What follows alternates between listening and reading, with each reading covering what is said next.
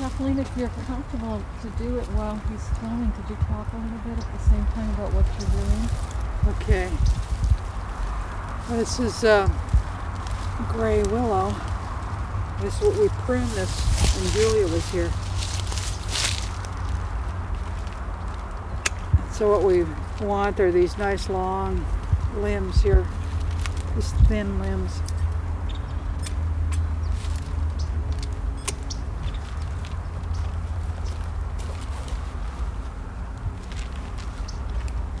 And so this is a real nice healthy plant. Well, all of their baskets, they use, this is the things that make the rods, the part that when they do the coiling technique, it's what's underneath that the strands are sewn over or coiled over, and then the kind that the Indians used to call the thousand sticks, the twining technique. This is mostly all of it is made with willow, both the stuff inside and then the parts that are on the outside too. So this is a real important part of making pomo baskets. When I was a child, my grandmother, Rose Bill, always wanted me to be a weaver. She always used to tell me as a child that I would be a basket weaver. And so I always wanted to, because I loved my grandmother so much that I wanted to do what she did. And the way that we learned these things was that your relative would teach you, and that's how you learned. And I was very lucky that I did have a relative that knew how to make baskets. Unfortunately for me, my grandmother died before I really learned how to weave, and I thought that I never would be able to do that. But a few years later, I had heard about Elsie Allen, and she wrote a book of how to weave pomo baskets. And that was the first time I had ever heard of a pomo weaver teaching outside of the tradition of just teaching your relatives how to weave. And it turns out that Elsie was a distant relative of mine, was a cousin of my mom's, but what she did was just was so innovative and so different that the things that she had to go against was her tradition.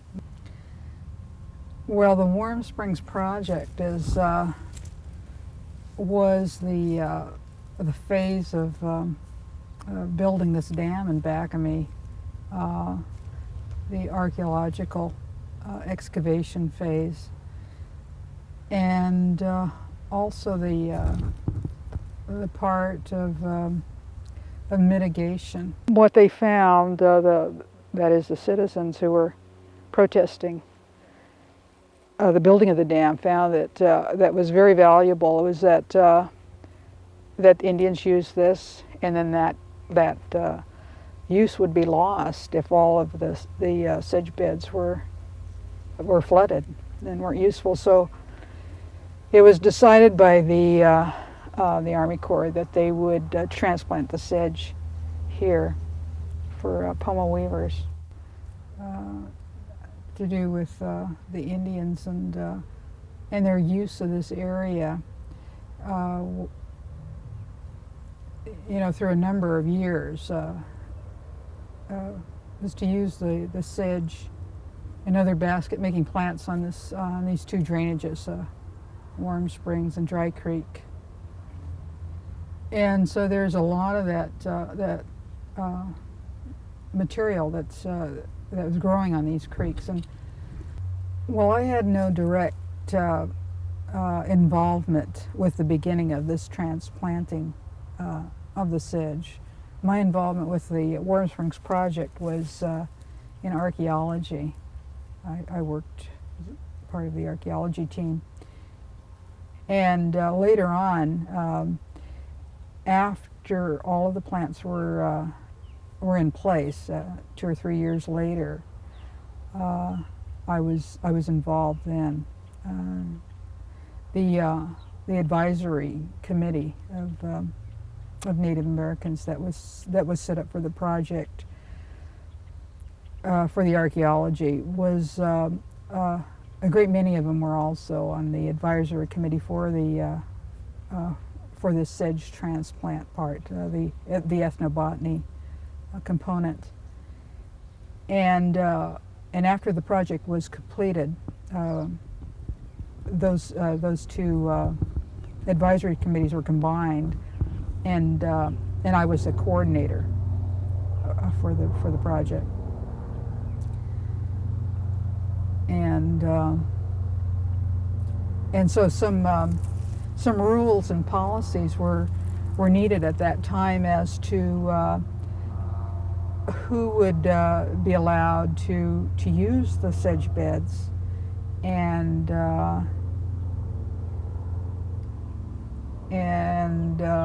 that sort of thing, and how it would continue on from then on. And one of the valuable things that agencies can do for weavers, for Indians, to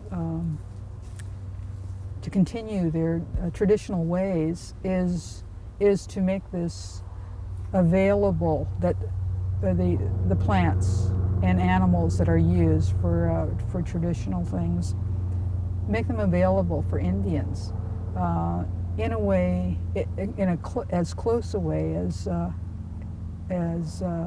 it was used a long time ago.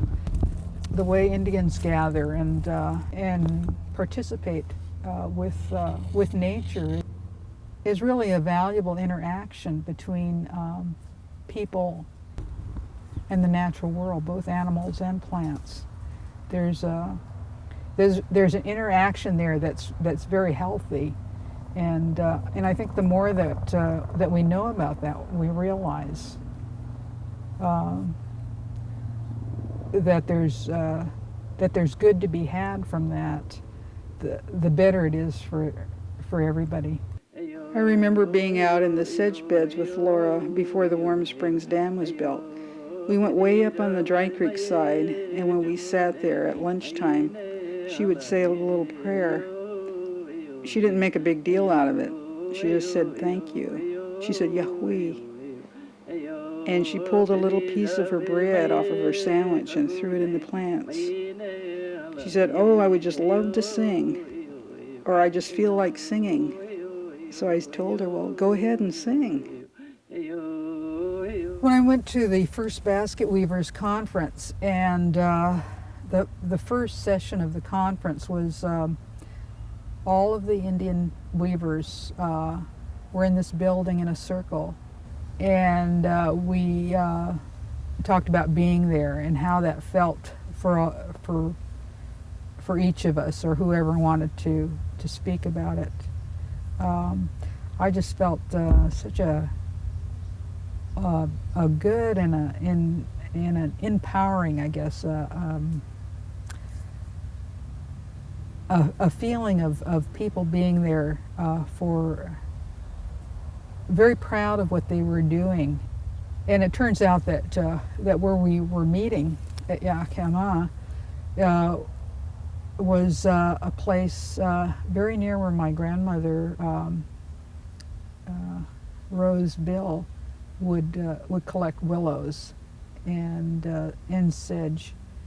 When I was a child, I would go with her and collect willows with her along the Russian River, right in back of Yakima, and I just felt that the place was just welcoming all of these people who were using those materials at that time. So it just made me feel very, very happy to be a part of that group. But I think as an Indian, that what I find is satisfying to me, that makes me feel secure, and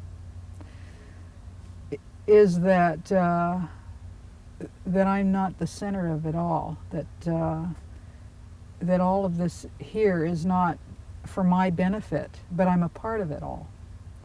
And I've learned this kind of thinking from my parents and my grandmothers, that we do have a place, that everything here has purpose and a place, and to feel secure in that we don't have to be always proving ourselves as human beings, that we have to dominate, instead of just being able to enjoy what's here.